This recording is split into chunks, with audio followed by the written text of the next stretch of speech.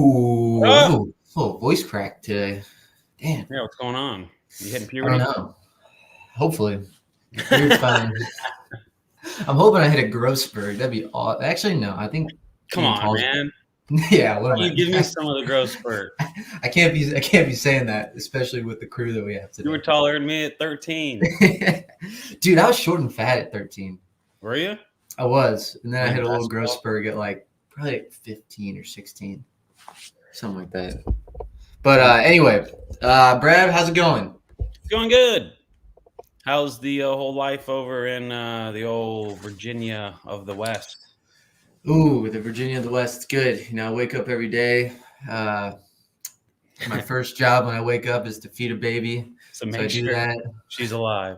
Make sure she's alive. Feed a baby. Then it's just I live my life in 3-hour increments because she has to eat every 3 hours. So your life is just completely revolved around every 3 hours.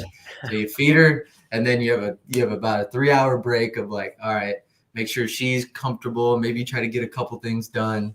And then the next 3 hours, we just start the whole thing over again. Yeah, just relax. Don't cry too much. Hopefully Yeah. she's happy. And sometimes she is, sometimes she isn't. So you just go with the flow. You have to learn to go with the flow. But yeah, so everyone, thanks for joining us today. Another episode of the Brad and Kyle podcast. We have a really you guys really like the guests, so we're gonna bring on some more guests. Today we have probably the best guest we've had yet. Dude, this guy is an absolute stud. To my knowledge, he has 5 PBA Tour titles. I hope that is correct, including 3 majors. He is a 2-time U.S. Open champion, which is crazy. I wonder if he has 2 jackets. Do you think he has 2? I don't know. Do you only get 1 jacket or 2? I think he's just building a closet of green jackets. I don't know. It should be 2. But anyway, 5-time champion. This guy is from Canada, one of the nicest guys on tour. Was he an Aggie winner? He might have been an Aggie winner. He should be an Aggie winner. He should be an Aggie winner. He's one of the nicest guys on tour in all the fans' hearts, but we know he's an absolute killer. Mr. Francois Lavoie. Damn, that's a nice little tire pump to start the morning. I like it. What up? Yeah, it is 2 jackets, by the way. It is 2 jackets? Okay. And he's got the trophy in the background. Yeah. Right there. Oh, he had to flex on us this morning. That's pretty doing, guys? It's going. Frankie, how are you doing, man? I'm good, Daddy. How's your life going now that the PBA Tour has finished for the year? It's fine. A lot of people think we just stop bowling or something when the tour's done, but I didn't get to make that much money this year in those 4 months, so I'm still bowling. I bowled 2 regionals the last 2 weekends, and then I'm getting ready to go to Asia on another bowling trip. Now, do you think if you made more money on the tour, you would have taken a longer break, or would you have just kept bowling? I would have taken some sort of break, yeah, for sure. The 2 regionals were right after the TOC, the next weekend, and then this past weekend we bowled here in Wichita. So I would have taken a break for sure. I probably wouldn't have bowled the first regional right afterwards, but you got to do what you got to do. You got to make money. That was Wichita, wasn't it?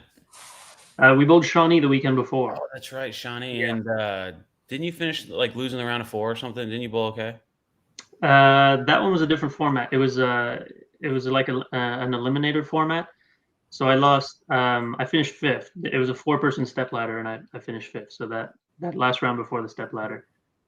How many pins? There was a gap between me and 4th though. In the end, it would have been pretty tough to get there. 60 pins or something.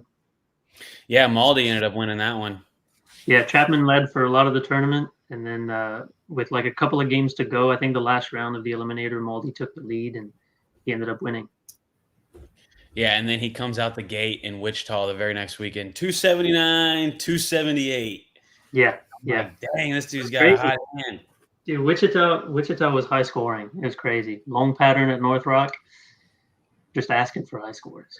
Dude, I want to talk about that a little bit. So they put out a 5.5 to 1 pattern. First of all, if you're not familiar with bowling in Wichita, I'm not sure there's just a better city that just secretly has a ton of killers. And these killers might be a sophomore on the Newman college team. I mean, I saw like 4, 5, 6, 7, 8, 10, I don't know, kids that I've never seen before. They're all two-handed and they're good. And they're all just like, there's like this whole learning curve of like college and being like, a sophomore and just learning how to hook the ball and learning how to do this and learning how to create this ball motion. No, these guys got it. 5.5 to 1. They're shooting 260s. They don't even have to think about it. Yeah. So it was by design. The scores are high. And then we go to Wichita. There's a million great bowlers. And then I don't know, what was I? 2-0. I finished 208 over for the 8. And I finished 34. Which means 32 players averaged almost 230. That's pretty high. I mean, that's like kind of St. Louis scores right there, because there's been plenty of times in St. Louis where, you average like 240 and you finish like 7th. And you're like, God. But for a regional, for 32nd to average 230 is pretty crazy. Yeah. Yeah, that's kind of what I was looking at too. Like it's one thing for tour players to average 230, for like the majority of the field to average 220 or 230. This was definitely one of the stronger regional fields that we've seen. It was a full field too, so it was like 105 bowlers or something. And like you said, just everybody's at least pretty good. Even Brent Bowers, like there's like 7 or 8 of Brent Bowers. They don't ever bowl. They come out and then yeah, there's just these guys that maybe they don't bowl as much anymore. They've got other things going on, but they're still good bowlers. I mean, Craig Lamond came and bowled. I'm not sure what he was doing in the area, but he bowled. He made a good run. I think he finished in the top 4. Yeah. So there's just a lot of pretty good bowlers.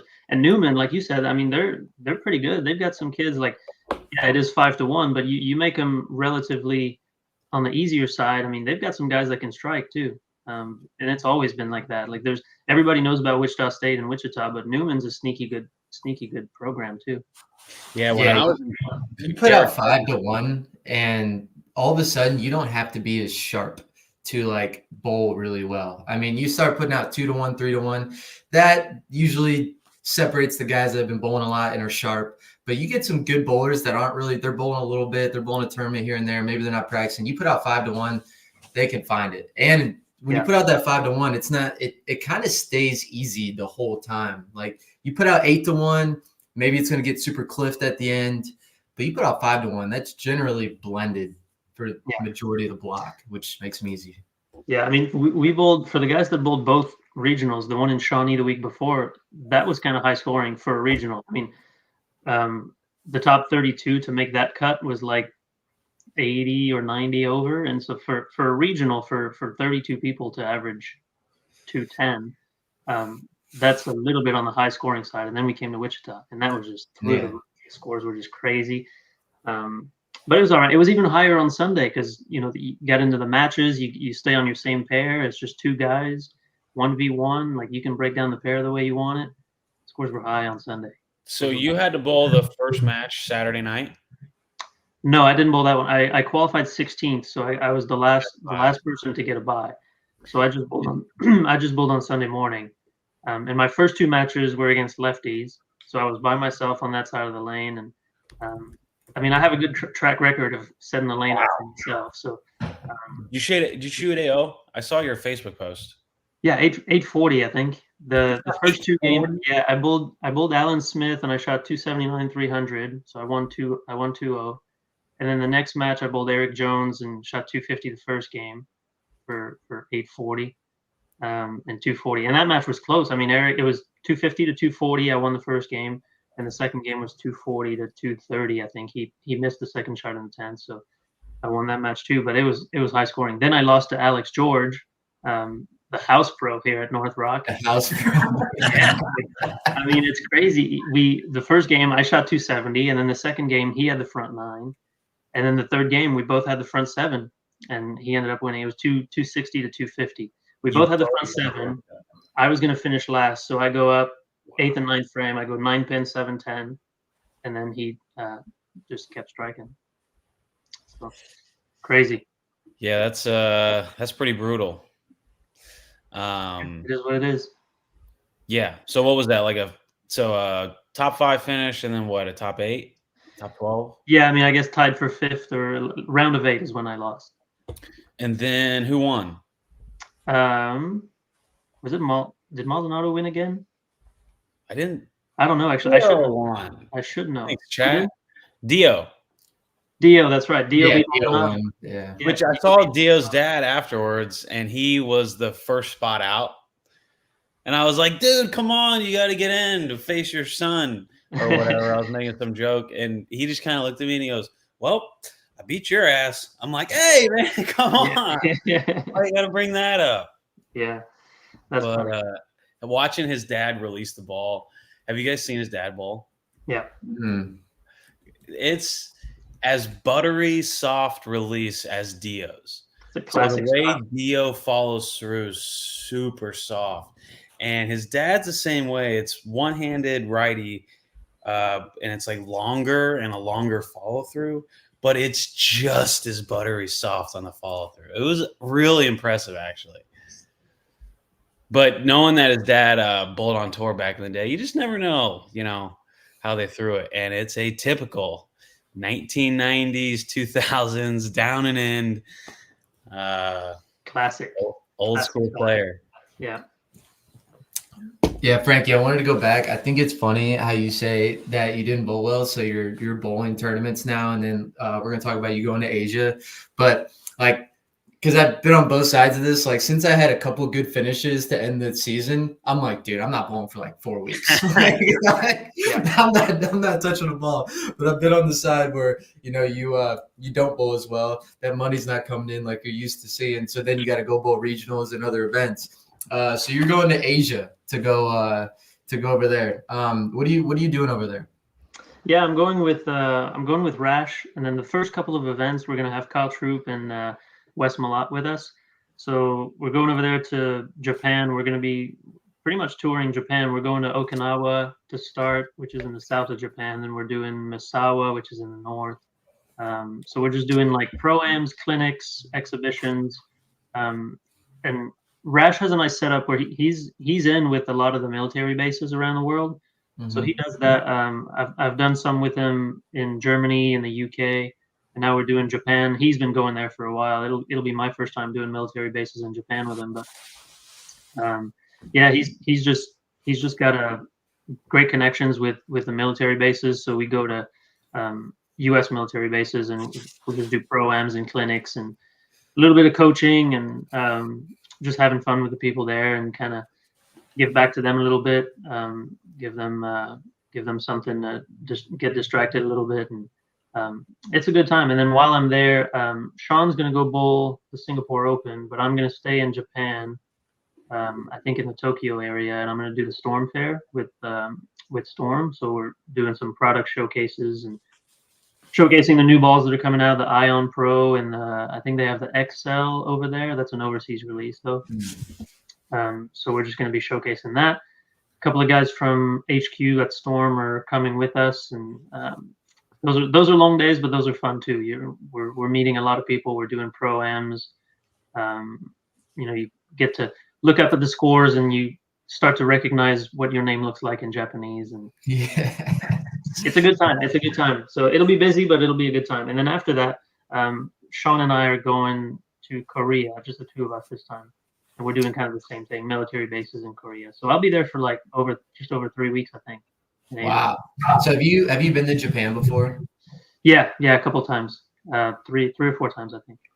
Yeah, we did. I remember I went there for did kind of the same thing when I was with Columbia, and we went and showcased the ball all over Japan. I think we went to like 8 cities in like 10 days. And it was insane. Like the way we traveled. I mean, one day we're traveling by bullet train. One day we're flying to another place. One day we're taking a boat somewhere. Like it was one of the most insane things. But I remember wanted to talk a little bit about the cultural difference on how they look at bowling.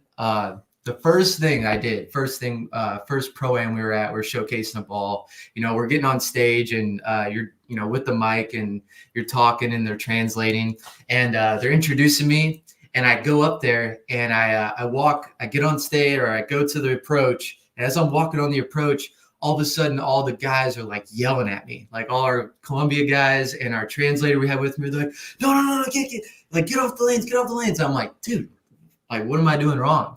Well, I had my shoes on. I had my shoes on, man. And they're like, you can't do that. And I had no idea. So I got off and they're telling me, so I had to take my shoes off and just walk up there on my socks. But that's one of the things over there I learned the first time I stepped to the bowling alley, that you don't wear your actual shoes on the approach. It has to be bowling shoes or socks or something. I think the best way to describe it is they're very by the book. Like everything you learn about bowling as a kid when you start to bowl, like this is the approach. You don't go there in your street shoes, and like then it kind of gets more relaxed a little bit as you get older, and it's not that big a deal here. But over there, like it's very much that's how it is. You can't do this. You have to have either your bowling shoes on or you can go in your socks, but not in your street shoes. Like very by the book. The big thing for me is how everybody's always so happy all the time. Like they're just smiling. They're just I mean, you like Shota comes over and him and his wife are just always so polite, so smiling. That's how everybody is over there. It's crazy. Like and the way they see us when we go over there, the way they treat us, the hospitality is so good. Like they just go over and above what they need to do to make us comfortable. And it's always a really good time. The bowing too, that was one of the big things for me. You want to be polite. And so you bow, and then you start to learn about like the cultural differences. And I guess like over there, the way you bow is different depending on who you're bowing to. Like if someone is like more important, it's like a deeper bow. But then I don't know, like sometimes I'm trying to be polite. So like I go to let's say I'm bowling a pro-am, I meet a group of people, and so you bow to like each and every one of them. And then they bow back to you, and then I'm trying to be polite, so I bow again. But I think like they want to get the last bow. They want to get like the lower last bow. So you're just so then like you just keep bowing. But I mean, it's fun. We all laugh about it. Yeah. Yeah, it's almost awkward too. For me, it was awkward how hospitable they were, to an extent of like they were just so nice and treated us so great to where. And they're like you said, you put the nail in the coffin there. They're so happy. And so they have something figured out over there that at least in the US, we could definitely learn from, in my opinion, because they're just so happy. There's so much respect that happens over there to where it's just such a great environment to be around. Yeah, definitely. And Korea is a little bit of the same. It's, Japan is very much so with the bowing, and Korea is kind of the same. It's a little bit different. But both countries are just so good for bowling. Just the experiences that I've had in those two countries have always been good, and I'm always looking forward to going back. Yeah, the bowling centers are interesting there. I remember a couple of them. There would be the architecture is different to where you would go. Like I remember going into like a shopping mall that would be like 4 stories or 5 stories high. Like first story is a grocery store, second story is like an arcade, and then like the third story is all of a sudden a bowling alley. Like it's hard to describe unless you go to it. But obviously, all of our bowling alleys are just there's the bowling alley. But these are like monstrosities of buildings, and there's just a bowling alley tucked away. Yeah. Especially when you're in the bigger cities, like in the smaller towns. Like sometimes we'll go for the Storm Fair. Sometimes we go to the smaller towns, and it's just kind of a standalone bowling center. But those urban areas over there, I mean, there's so many people, and like the cities are so busy. They just build stuff where there's room, and so some of those bowling centers are like 7th floor of a mall, or like just it looks like a regular building from the outside, but you just have to know where to go once you walk in, and all of a sudden there's like 80 lanes of bowling. Yeah, and it's always full. Always full. Every time I've walked in a bowling center there, it's always full. They love it. Yeah, it kind of stinks they don't have the Japan Cup anymore. Yeah, that was cool. Yeah, and you always have to bring a suit because again, like everything just being so by the book and so like they follow the rules like to a T, and so the prestige I guess over there is a lot higher too. The way they treat bowling is kind of different from here. It's seen as something seen as a real sport, I guess, for lack of better words. Like we always have to bring a suit to go to the TV show because it's required for you to, especially as a bowler. But I think for most people, like they dress up to go to a TV show, and then for us, it was required that we'd wear a suit if we were going to be in attendance for the show. So just different, but so cool. Great experiences. I thought they had to wear a suit anytime they were in the bowling center. So if they were just like watching a squad or something, that maybe not. Yeah, I don't think so. I don't think so for that Maybe one. just a show. Yeah, I think it was especially for the show. Yeah.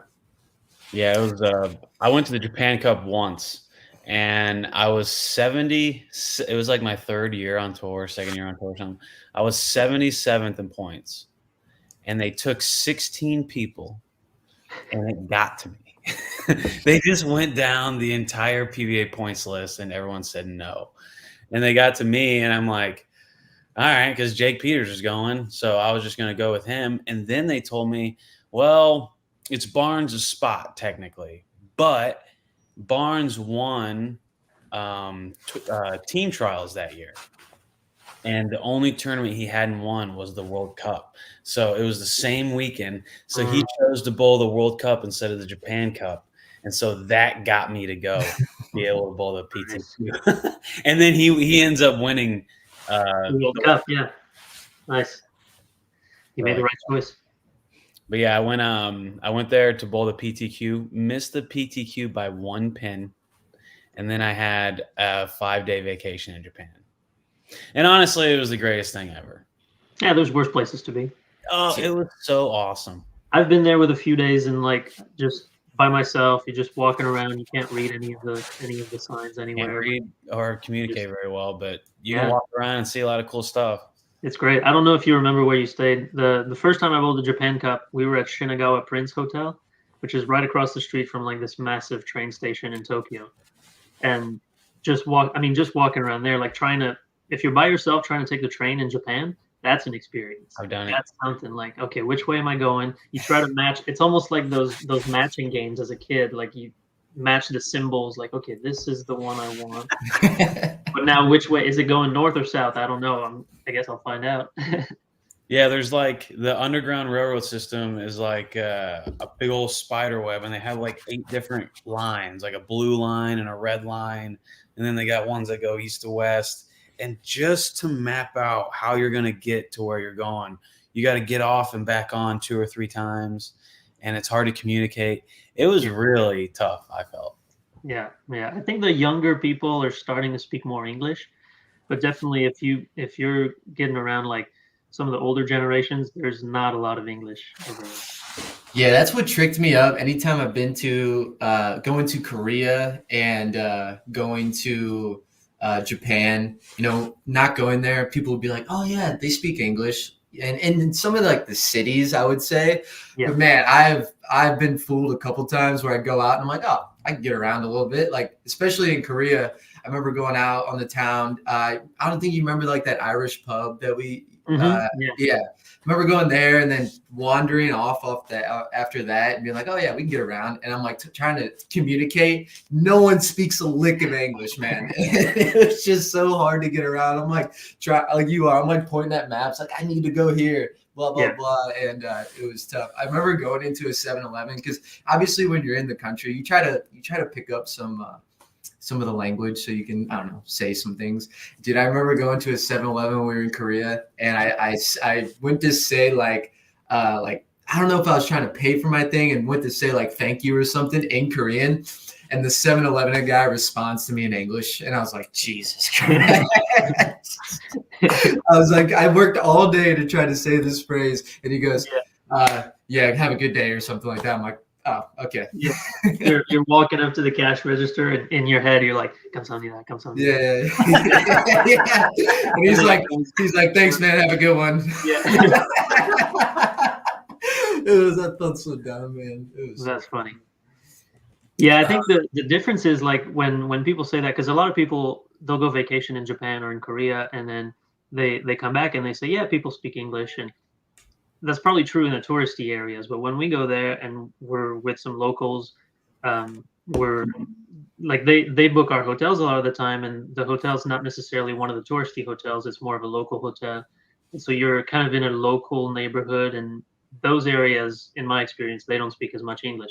So yeah, when people tell you, I went on vacation here or there and they speak English, that's probably true for the touristy areas. But as soon as you get away from those places, I think the English drastically goes down. Yeah, I remember my room. It was at the Sun Patio Hotel, and just how small. I mean, they just have the smallest rooms you can imagine. I mean, the bathroom and sink is on top of like your bed, and you don't really have any place to put like your luggage or anything, or bowling balls, or they build up. They're out of room. Yeah, it was like the room, one of the rooms I was in last time. Like you walk in and it's just kind of this narrow hallway. That's the room, like it's the hallway. So as soon as you walk in, to your left is the bathroom, which has like the tub, the sink, and the toilet, like almost all touching. There's not a lot of like counter space like we're used to in this country, I guess.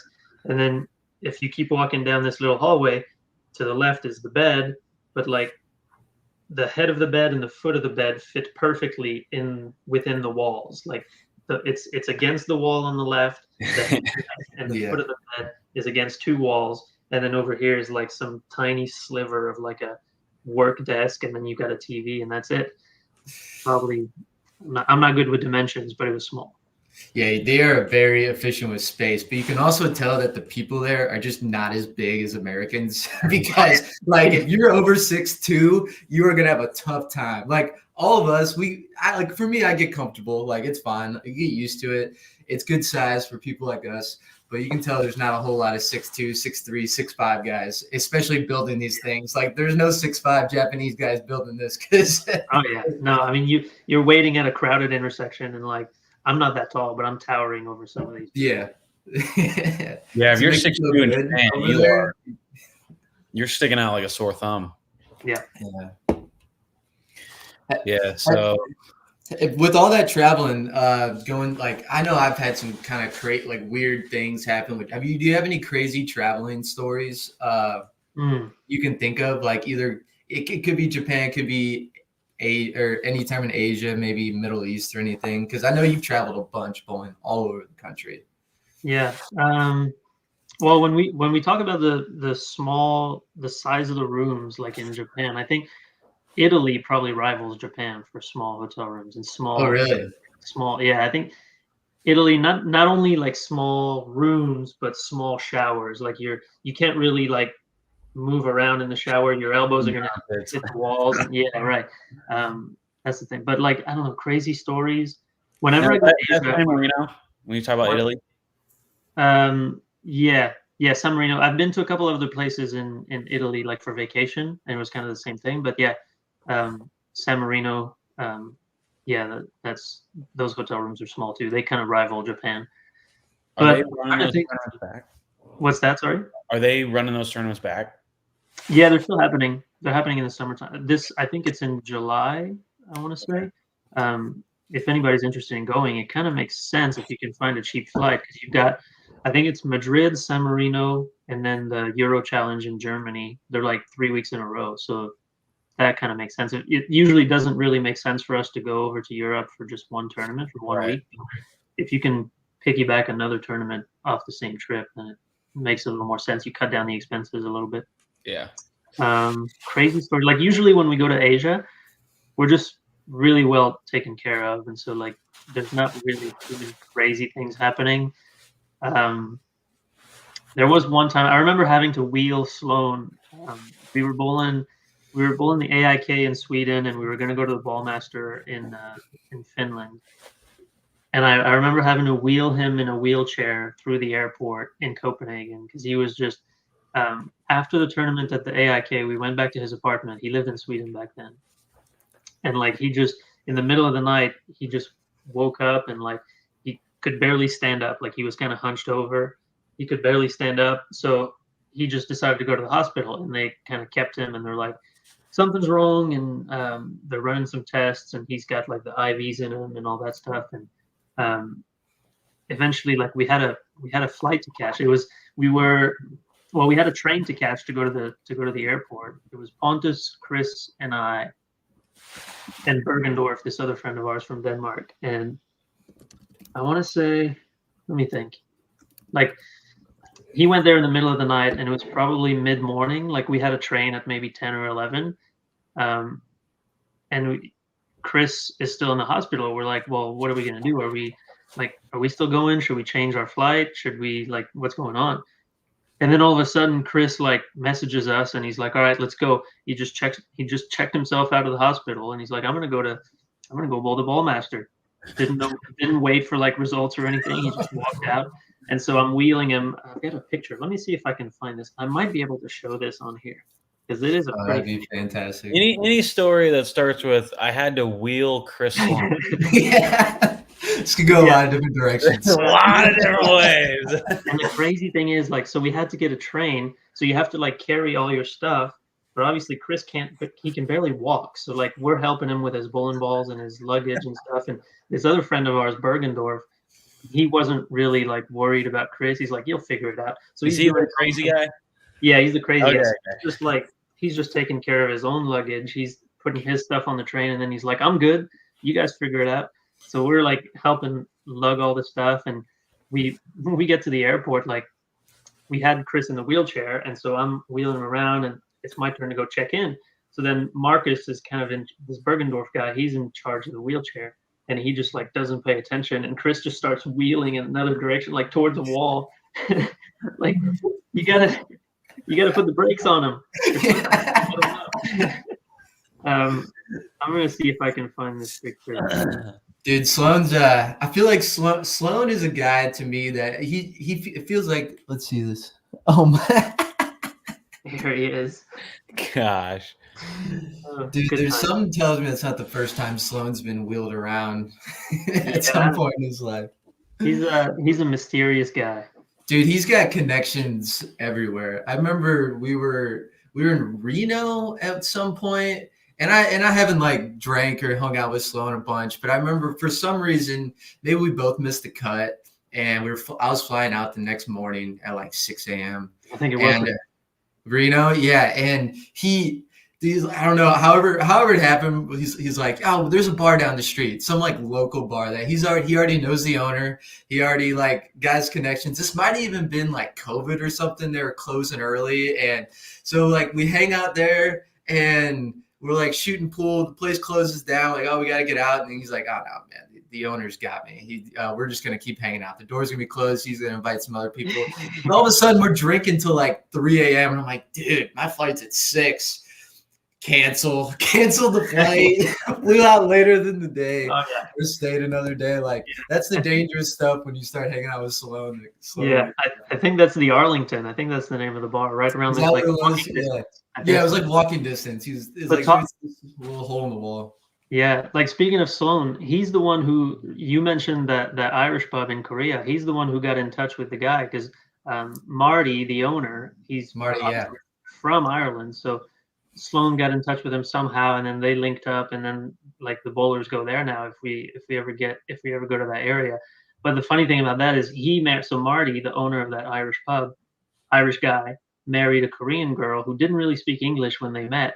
And so it's the funniest thing when you walk in there because she now speaks English, but she learned from him. So she's this Korean lady who speaks English in an Irish accent. She's in an Irish accent, bro. It is the wildest thing you've ever heard. It just takes you back. I mean, like how unique is that? There has to be less than 100 people that are Korean with an Irish accent. Like even less than that. It's just the wildest thing. And I would try to do an Irish accent for you, but it's just like until you see a Korean, your brain is just confused. Like, yeah, it's wild. Yeah.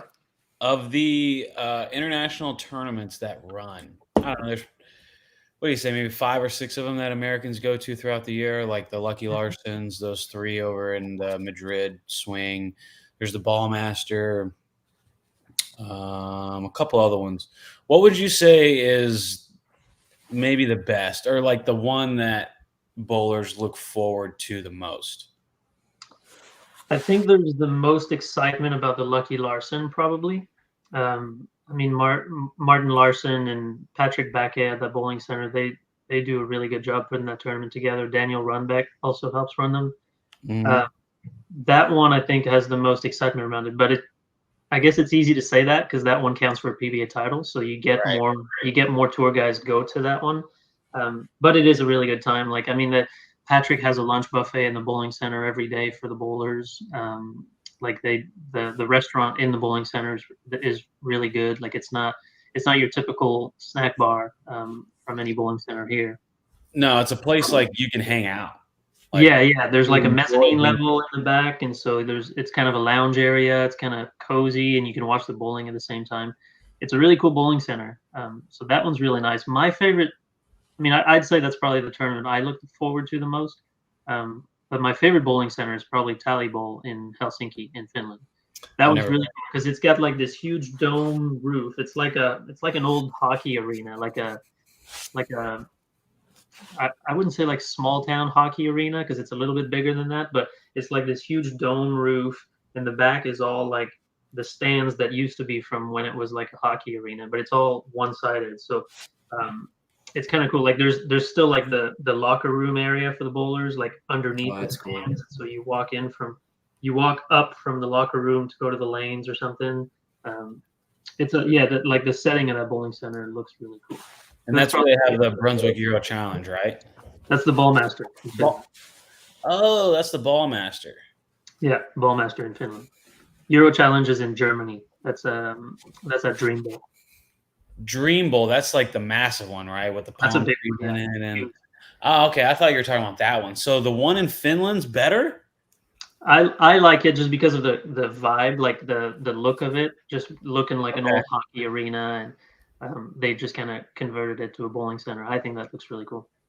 Yeah, I thought when we went to Kuwait for the Kuwait Open, I only went once, but that place was pretty neat.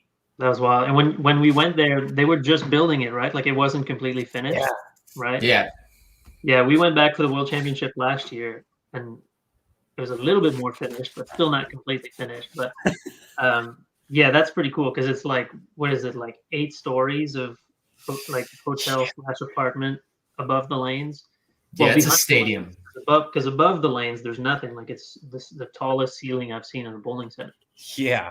All I remember from that place is that you better bring your freaking winter coat if you're gonna go bowl in that place, because that was the coldest bowling alley I've ever been in my entire life.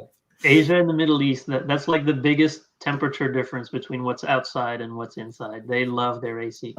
Oh, dude, it's 60 degrees in there, 55 degrees, and then you walk outside and it's 110 degrees in the winter. Like, it was just wild. Oh yeah, crazy. That's probably their marketing. Coldest place in town, come hang out. Yeah, so Frankie, I'm looking through your years on the PBA Tour here, and in 2021, I just want to point this out. In 2021, it says you made $370,000 on the PBA Tour. Now, to put that in perspective to the people watching, I don't know if me and Brad have made $370,000 together in our career. So I just, as a fan here, I just want to know, how in the hell does it feel to make 300? I mean, you've had a lot of other really good years, but $370,000 in 1 year. How in the hell does it feel to have a year like that? Yeah, are you sure you're not looking at EJ's stats right now? EJ has 5 of those in a row. Yeah, right. No, that was a crazy year. I was like runner up for Player of the Year to Kyle, and it was kind of crazy because we both won a major that year. He won the Players Championship, the one for $250,000.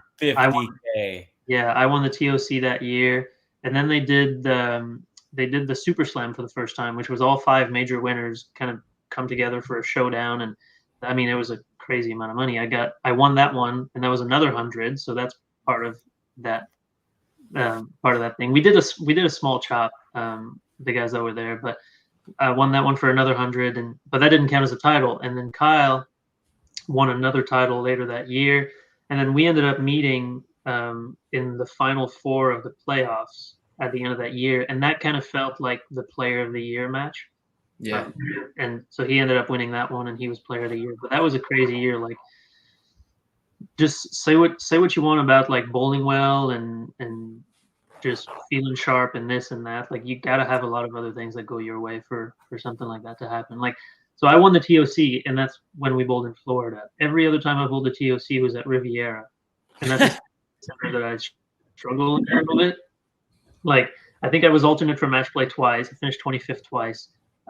Last year, I made the show, but like half the field made the show because it was like 16 guys on it. So, but that was my best finish at Riviera. Like when the one time we bowled the TOC outside of there is when I won it. Every other time, like 16th or 15th, whatever I finished on that show was my best finish at Riviera. So made match play a few times. I was buried at the bottom. Finished 25th twice, alternate for match play. So yeah, I mean, it's just crazy. Like I didn't know what to do with it because I don't come from really money or anything like that. And so this is the most money I'd ever seen. Like I got at that time, they still mailed me the checks. They didn't do direct deposit. That's so scary. That POC, I bowled a 300 game earlier in that week. So I got the check and it said 100, 100, 0.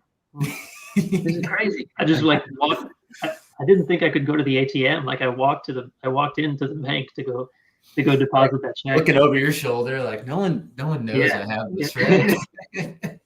Yeah, it's crazy. Yeah, it's like it kind of reminds me of the first time I went to bowl like the high roller. That was my first like big money tournament. Mm-hmm. And I did well, and like I'm flying back home, and you know that feeling you get like I'm walking around the airport and I've got like I'm a freshman in college and I've got like $11,000 in my backpack.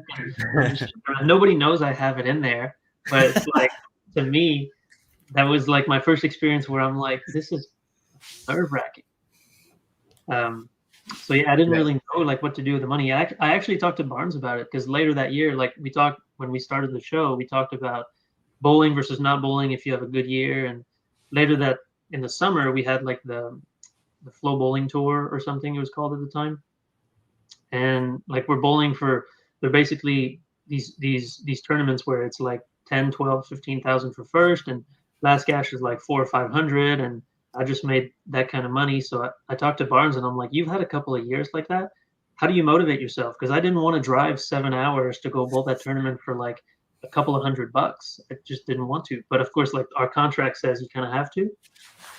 So yeah, Barnes was like, well, I kind of put a lot of it away, and then you still get that feeling that you have to bowl. Like you're not really sitting on all that money. Like you just put it away. And so that helped a little bit, but it was crazy. Like I just had never seen that kind of money before. Yeah, I mean, it's probably the same with Troop too, dude. He won 250 in one shot. Yeah, that's it just totally changes your perspective about money. And if you're out there, it's like it's not. I mean, for some people, yeah, it probably would be. And I was lucky enough to have a couple of good years before that, but like. For some people, you might call it life-changing money. I wouldn't necessarily call 250 life-changing, but it certainly sets you up for a couple of years. Like if you want to keep bowling, like yeah, if you're smart with it, it can be. Put that money aside, and definitely sets you up. Like you all of a sudden you can afford certain resources that you maybe couldn't before, certain luxuries that make you more comfortable while you travel. So then you're better rested when you get to tournaments or something. Like you fly instead of drive 14 hours. Like. There's just certain things like that it can change, and it can help make things better for you, for sure. Yeah, and people, you can make a great living bowling, and to some extent, like just kind of gambling on yourself. But you have to like be very conscious and smart about your money. So even if you have like a $200,000 or $300,000 a year, that's still possible to go through that money if you're not smart with it. If you buy a dumb car, and you see it even on the PGA Tour. I mean, people are making millions, and it's the same kind of lifestyle. It's like you're so used to this like kind of degenerate putting money up. Hopefully you're getting more back. You do it really well for a couple $100,000, and now it's like you're really happy and you think it's going to keep going well. And then if you're just not really smart about the money you're making, before you know it, you're 2 years down the road. It's hard to make a check, and you're not super confident. And now you're wondering, well, damn, like, am I ever going to get back to that point? And yeah, I think like the guys now are a little more conscious about that because they've seen the generations from before, like. They've seen it happen. They've heard the stories. So I think for the most part, the guys now are a little bit more conscious about it. And I was lucky to be surrounded by smart people and wiser people that have been there, and you're gonna want to put that away, and like don't change anything about your lifestyle now. Right. Just put it away and put it in your business account or whatever. Because like most guys I think have an LLC for bowling or something. So put that in there and put it away for retirement. Put some in the bowling so you have funds and you don't really have to worry about it. But yeah, I think it is possible, like you said. Like it happens in all the sports, in basketball and hockey. You see these guys every once in a while, whether it's gambling or they spend it like it's never gonna end, and all of a sudden it does end, and whether they have an injury or their career just ends and they didn't save anything, and then they obviously can't live the lifestyle that they lived for those 5, 6, 10 years. Yeah, you almost have to act like you don't have that money. Like you just put it away. You act like it's not even there. You put it somewhere to where it makes money, because even looking at your years, like you made 370,000 that year, and then the next year you made 30,000. Yeah. So and we obviously being on tour, we all know that discrepancy can happen. You can make 100 grand one year, and then you make nothing the next year, 10,000. Which if you made 10,000, you had 10,000 in expenses, so you made $0 basically.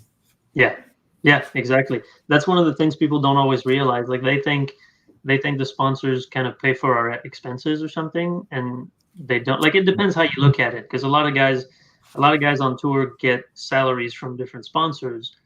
So yeah, you could look at it like that. Like they pay me, and then that's the money that I use for my expenses. But they don't directly pay for our expenses. Like we're still responsible for those costs. And so yeah, it's like 10, 15. I think it probably on average, like depending how many tournaments we have, but it costs me maybe 12 to 15,000 to bowl on tour every year. So yeah, it's very easy. Like if you cash once or twice and you make 5, 6,000, you're losing money on those 3-4 months. Yeah, I mean, to be successful, to really have a good year on tour, I mean, you're pretty much grinding away, and you're going to be in the position where you got to do clinics and you got to do regionals, and like that's why, like for us, the work really never stops all year, unless you win a major or you win a slam that they end up running in a weird event for. That's one off, or you have a couple shows on a major. So unless you're doing that, you're pretty much grinding all year. Yeah. I think Kyle's probably the only one. Troop, I mean, is probably the only one I know that, like, regardless of that, he doesn't. I mean, he'll take a little bit of time off, but he just loves to bowl. It seems like he'll bowl regionals. He'll drive to bowl the super regionals. He'll bowl everything. He'll bowl league even, like. And he's doing clinics and he's coaching, and like he'll have something set up. Like I remember we were doing something, and he's like, oh yeah, he's heading off to New York, and while he's there doing this, he's going to do a clinic the next day. Like he doesn't stop, it seems like. Yeah, and his situation is a little bit different because he gets outside work. Like he gets appearances that some of us other bowlers don't get because of his personality and the kind of reach that he has. But he does bowl a lot. Like even that year when he was player of the year, he just kept bowling. He was posting about like driving an hour to go sub in league somewhere, and it's like, man, this guy really loves it. And for the rest of us, I think, whether you like it or not, like it, and it sucks for some people to hear that, but it does become kind of like a job at some point, because it is, and it's a hustle. Like it's hard work. You're always driving somewhere. Whenever people that don't bowl are off work, that's when you go to work. So you don't always get to like hang out with your friends and these other people that have regular jobs, because on the weekends you're driving somewhere else and you're going to bowl a tournament. So it is a hustle, and like Brad said, it is possible to make money, but you have to work at it. Like you just because even during the week you're thinking about your game, you're practicing your game, like, and if you're really taking your game like seriously, you're reaching out to people to get help, you're drilling bowling balls, like it's on your mind all week, and then you try to go make a couple bucks on the weekend and implement those things, and then sometimes it goes your way, sometimes it doesn't. But it's not just we show up on the weekends, bowl, and see how it goes, and then drive back. Like you're working at it all the time. Yeah. And it's funny because most people don't see that. When you watch the tour and you follow your favorite bowlers and their scores, you only see bowler and score. Like you have no idea what their morning was like. Like, you have no idea what their week's been like. They could have had a family member pass, you know. And there's times where I'm watching golf and this guy gets to like one of the last holes and he's been great all week, and I'm just like, hit the fairway, and he shanks it off into the woods. And it's like, how can you not hit the fairway? You've hit it every time, blah, blah, blah. But maybe that morning something happened with that club, or maybe some random thought got in his head, or maybe the wind changed, or like, you just don't know. And so when you're watching bowlers bowl, if they make $300,000 in a year, great, but there's still like this incredible amount of work. That person is exhausted after making $300,000. It doesn't just go on their bank account. I mean, they're spent.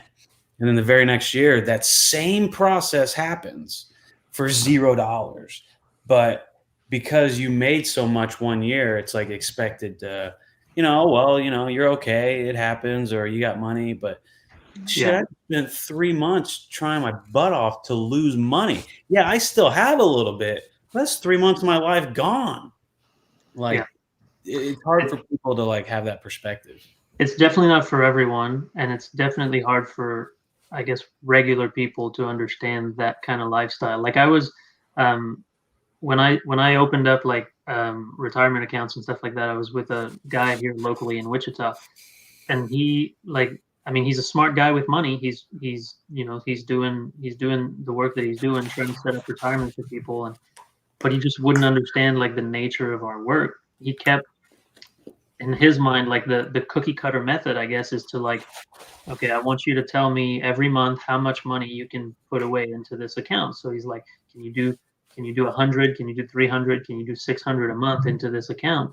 And I'm like, it really doesn't work that way for me, because in 1 month I could make 20,000, and then the next 5 months maybe I'm losing 2,000 like total. And so it's just hard to communicate with certain people sometimes. So actually now I'm with PJ, who understands all that a lot better because he's been through it. Oh, nice. I was gonna mention him. Yeah, and PJ's been real good to me, and like it not only does he understand the nature of the work, but it's a little bit more of a personal relationship too, which is nice. But like this other guy, nothing against him. I mean, he works for Northwestern Mutual, smart guy, knows what he's doing with money, but the nature of our work doesn't always compute with regular people. Like, right. How can you not just put like 200 into this account every month, or 600 or whatever it was?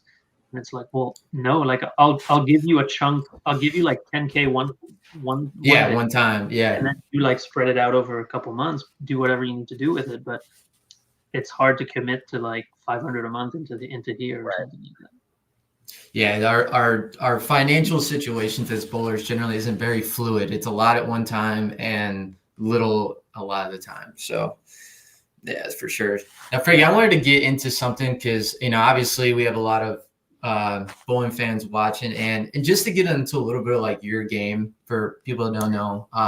So you're, for everyone that's watching, like Frankie is obviously you don't win 3 majors without being an unbelievable bowler. But, you know, today's game is going towards a lot of power. You got to hook the lane a lot, which, you know, Frankie's not a power player. He is an amazing bowler, extremely accurate, has a lot of tricks.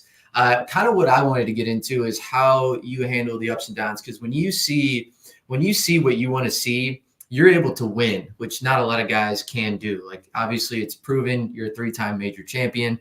You've been able to win, but you know, on the tour, a lot of times our lanes just transition to who can get left and who can hook it the most, which isn't necessarily in your forte. Not saying you can't do it by any means, but it's hard to beat the top guys. So when you how do you handle the ups and downs on tour, being a guy that, man, when you see it, you can dial it in and beat everyone in the field. But then there's weeks where you know that, like, dude, this just isn't part of my game. Like, how do you handle the ups and downs mentally? Yeah, it's tough for sure. Like this year was one of those years. I tried to make some changes to my game at the end of last year to kind of get ready for the tour season, and it just wasn't. I wasn't quite ready. I wasn't comfortable enough with those changes at the start. And so the first 2 tournaments were real bad, but then after that, I felt like I bowled good. Like most of the time, I'm leaving a tournament and I'm like, okay, and the scoring pace this year was a lot higher than it has been, so that kind of hurts me a little bit.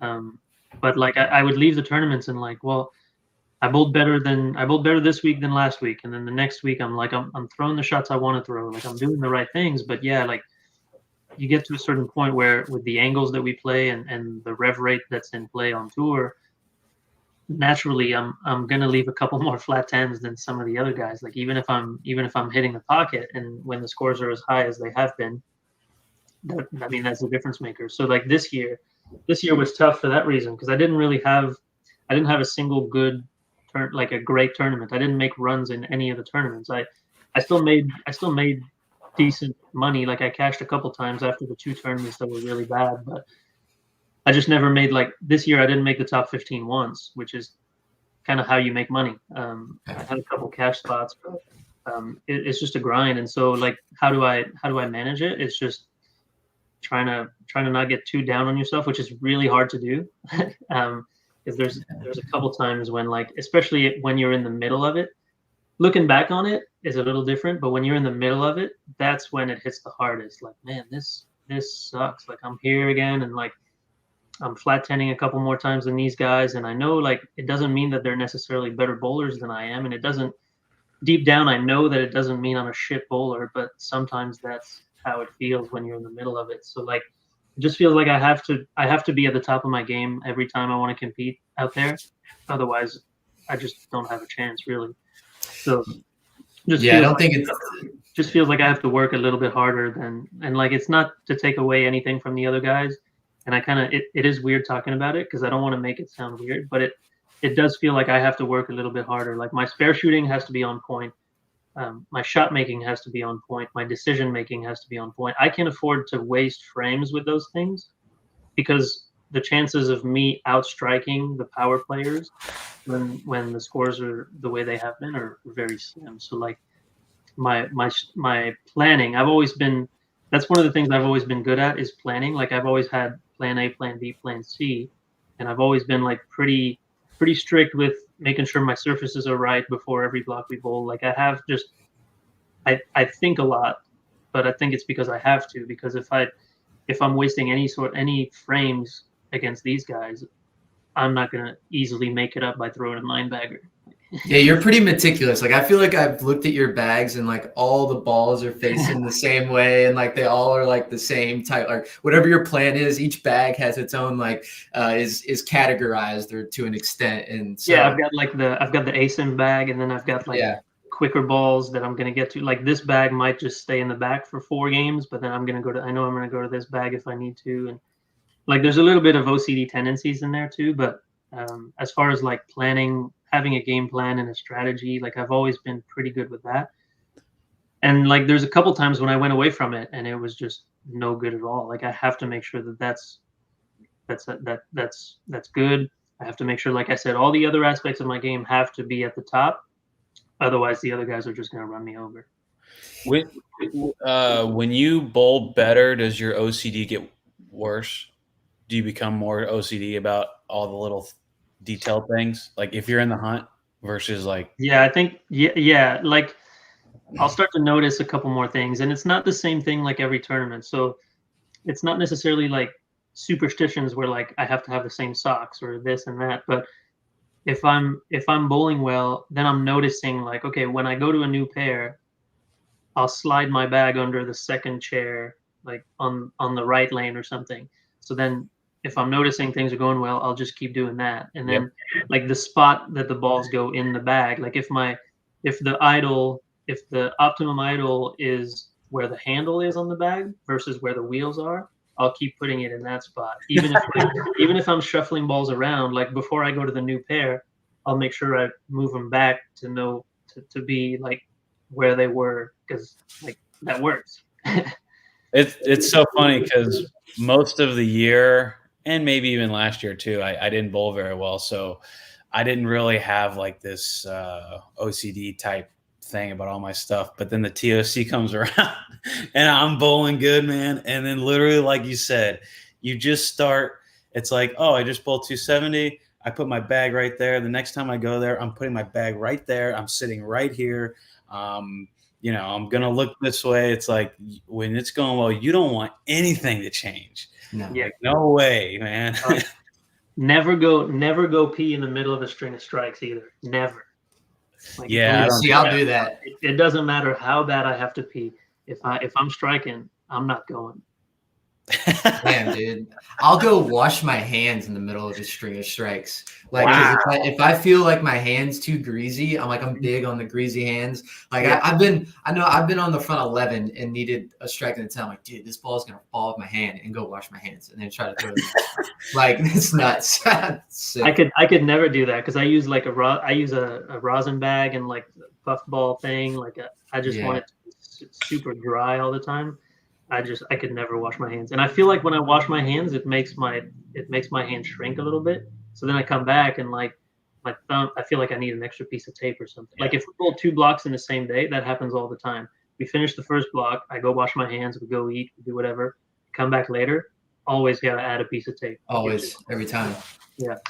I'm a big. I gotta sit in the same seat when I'm starting to bowl good. That I have to sit in the same spot. And dude, nothing pisses me off more when you're like when you're bowling good in the like. Say you have 5 in a row and it's the 6th frame, and you come back and whoever you're crossing with is sitting in your freaking seat, dude. I'm like, dude, I've been sitting there all game, and I'm just saying in my head, dude, get the hell out of my damn seat, blah blah blah. Yeah, like, this isn't yours. This isn't yours, bro. I've sat here the entire first half of this game. Get the hell out of here, man. It is annoying when someone's got either they have no rhythm. So let's say you're 4 on a pair and like they'll double up on the same guy, or they just won't like keep the same rhythm. That kind of bugs me a little bit.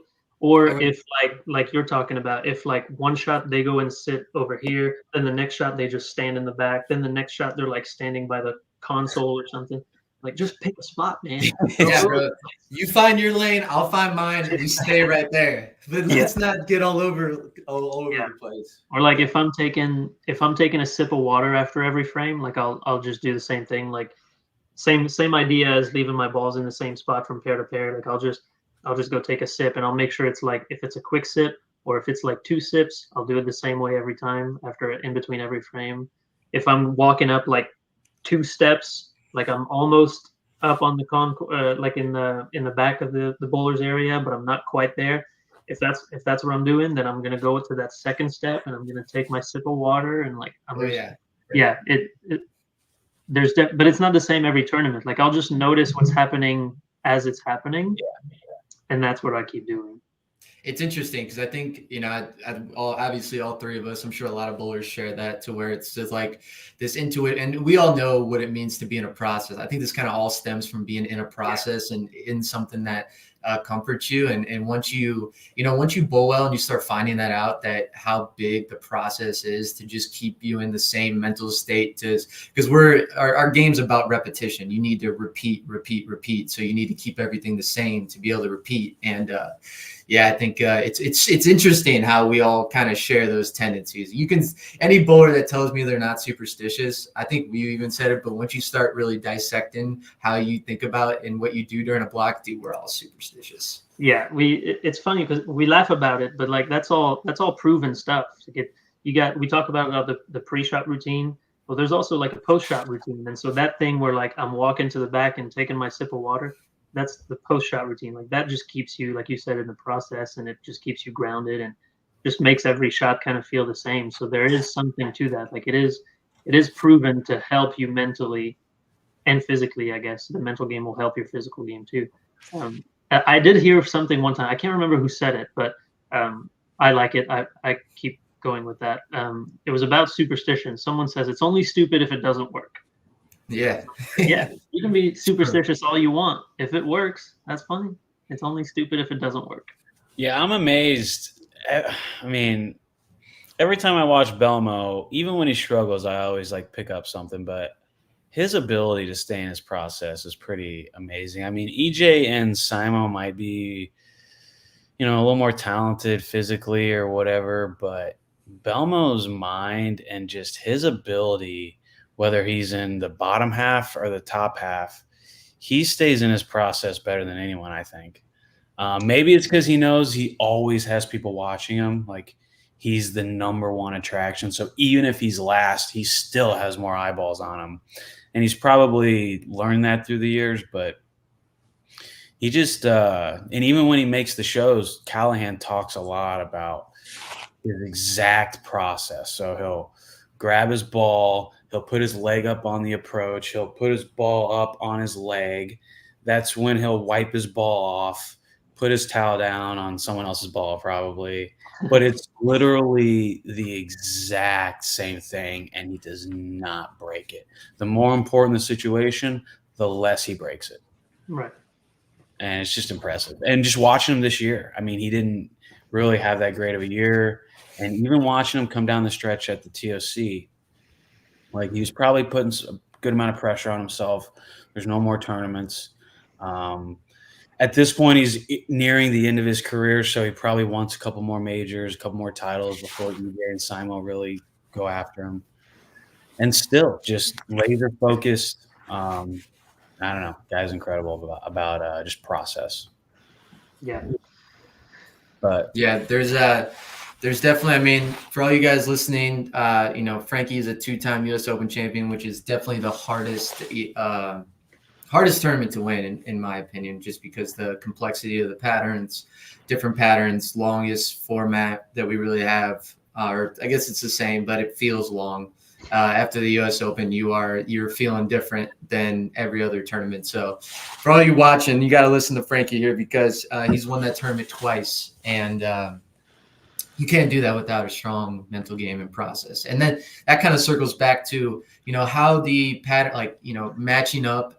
Matching up's definitely a thing in our sport. We have to be able to bowl well across everything they throw at us. That's just the name of the game.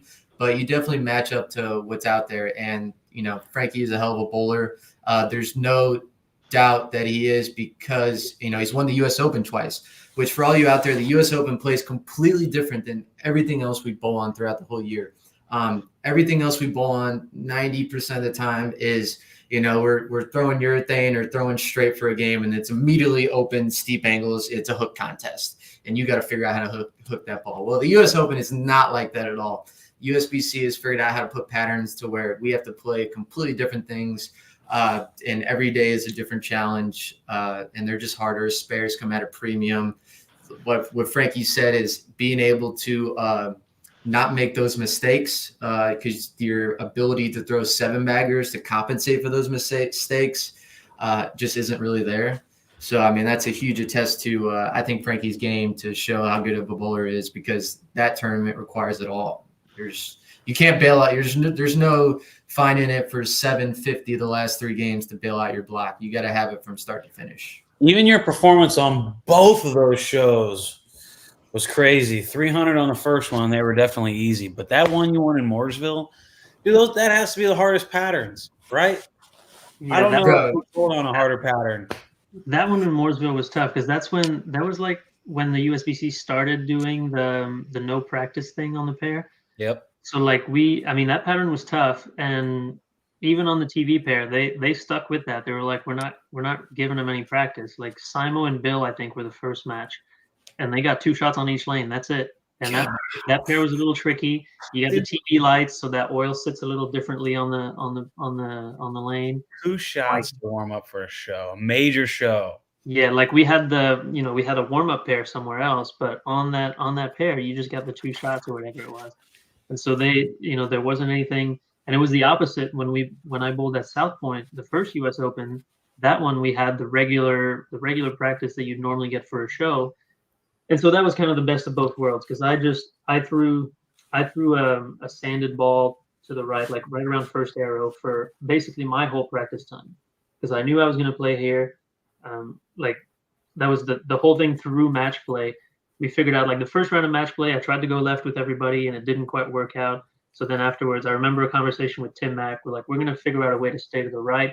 You don't need to chase it with these guys. Like there's plenty of oil in the front part of the lane. You can stay here. We'll just figure out how to do that. So when we got to the show, that was like, I'm doing this regardless of what happens. I'm not moving left. So I just threw like a sanded ball right around first arrow for the 8 minutes of practice that I got. And then the best thing happened was like, I think it was Zerbinski, Simonson, and Maldonado bowled before me. And I think all 3 of them threw urethane. And that was like in the early days of people throwing urethane. Yeah. All 3 of them threw urethane. at like in the track. And so all of a sudden now I've got the area to the right that I've created for myself, and I've got them throwing urethane left of me that's giving me hold. So like if you watch that 300 game again, especially in the 10th frame, there's a shot that I get right early, and it just picks up and like does the right thing, and I'm like, this is Bro, perfect. you had the nuts in that 300 game. I remember me and Brad were watching. We weren't even sitting in the grandstands. We were somehow like Remember that, Brad? We were like standing, watching it from as high as we could watch it at South Point. Oh, yeah.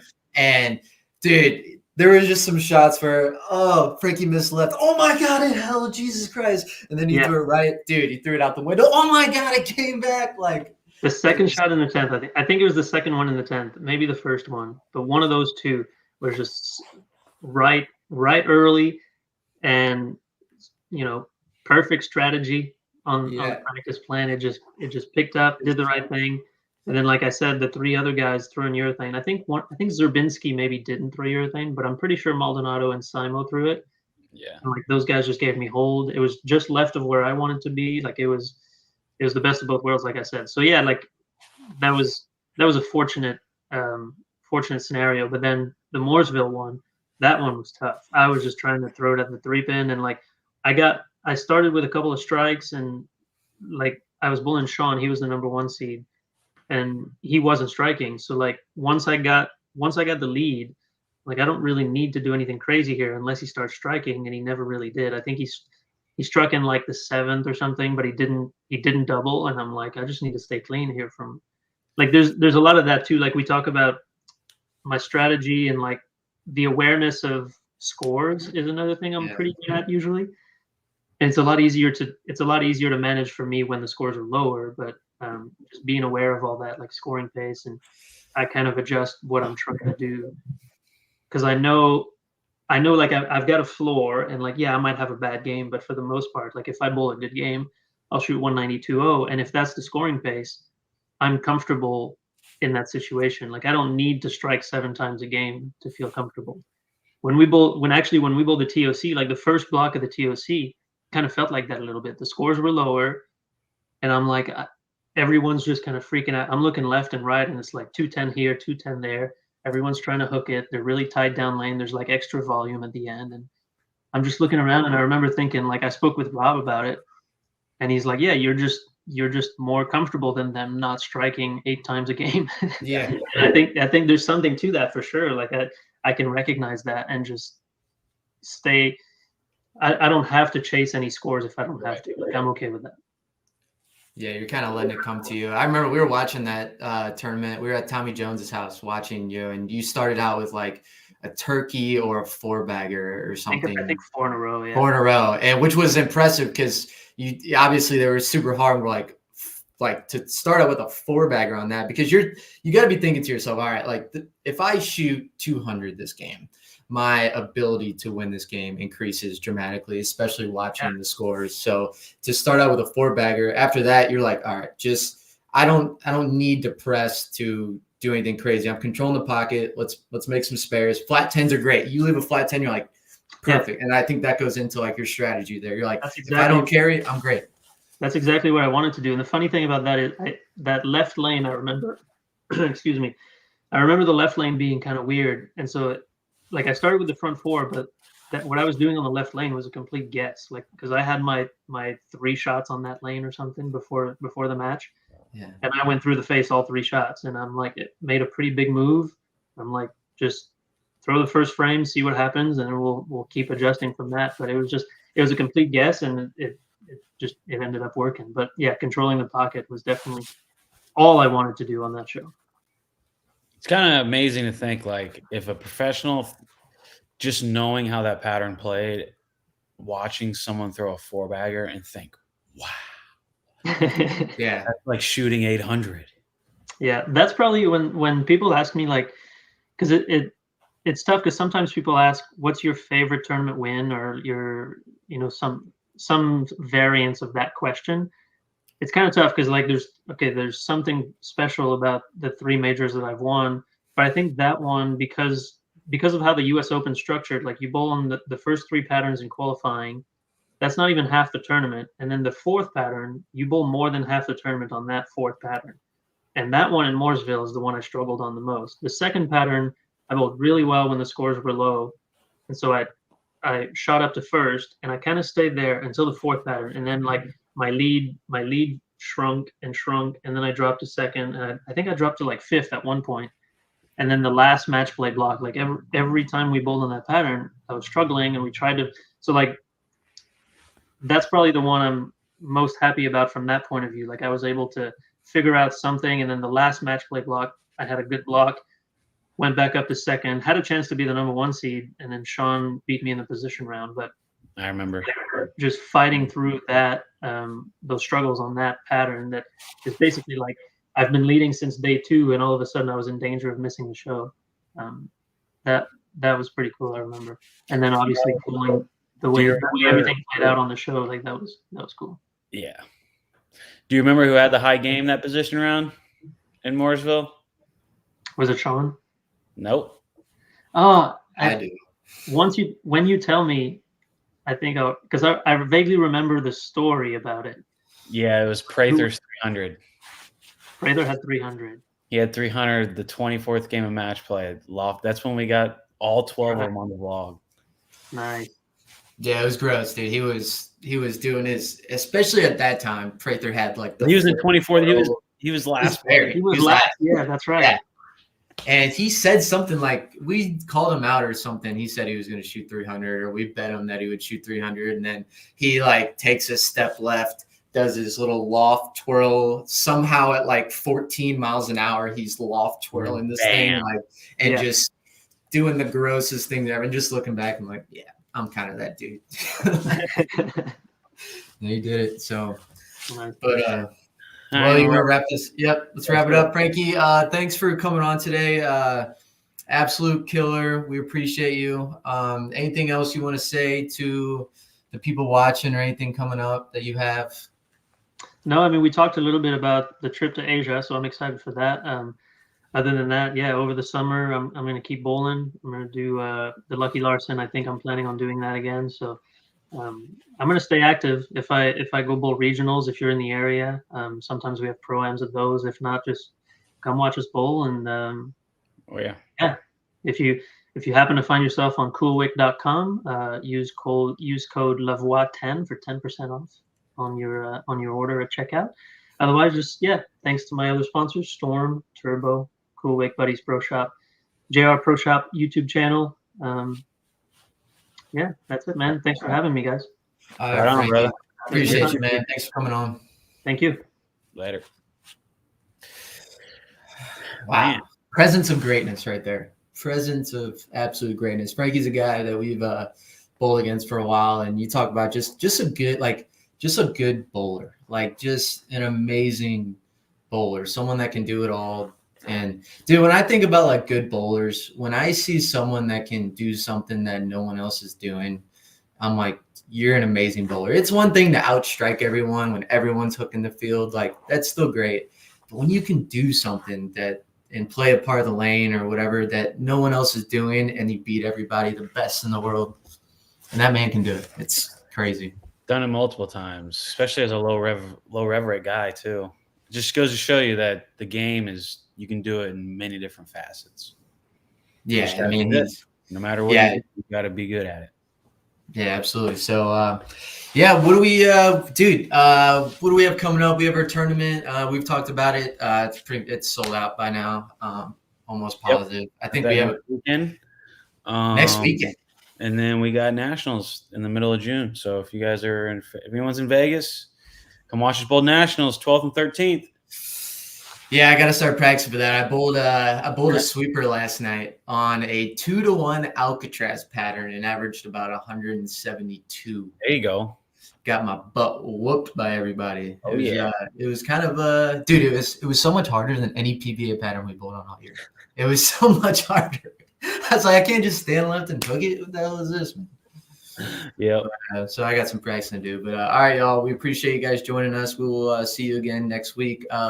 Make sure you guys like this video. We're trying to get as many views, bring exposure to all these guests we're having on. And make sure you guys throw in the comments some other guests you would like to have. Dude, we've had some dynamite guests so far, so hopefully We're we gonna can keep getting them. building on it. Let's just keep building this thing up. So we appreciate y'all, and we'll see y'all next week. Alrighty, guys.